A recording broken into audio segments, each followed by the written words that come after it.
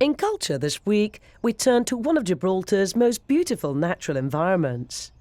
The Alameda Gardens is this year celebrating its bicentenary, with the park undergoing a facelift. An interesting feature are the tree sculptures recently created by a UK environmental artist. The tree surgeon and sculptor is able to combine his two interests. Here in Gibraltar, he had a specific brief.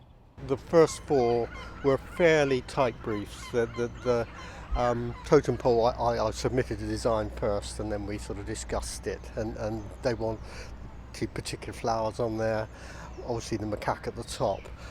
But so it was fairly rigid, although there was a bit of flexibility.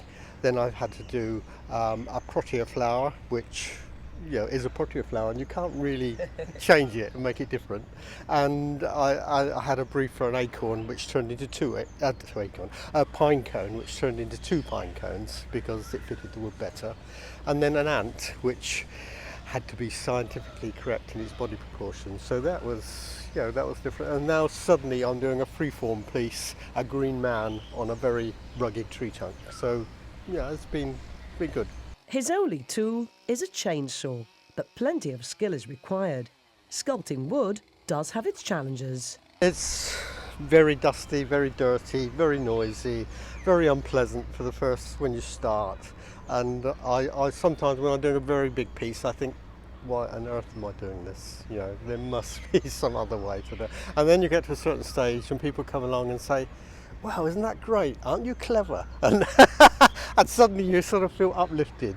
And there's so few jobs that you can do where people actually tell you, you get that feedback. Certainly an interesting job that's taken you quite far afield.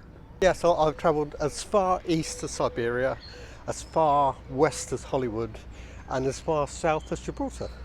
The creations vary due to the shape of the trees and location, with this having an effect on how long the sculptor takes on each one.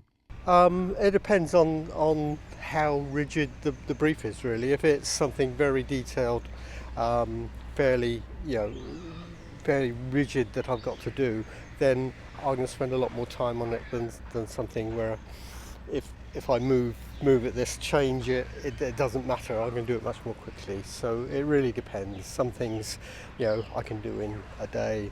Some things might take 2 weeks.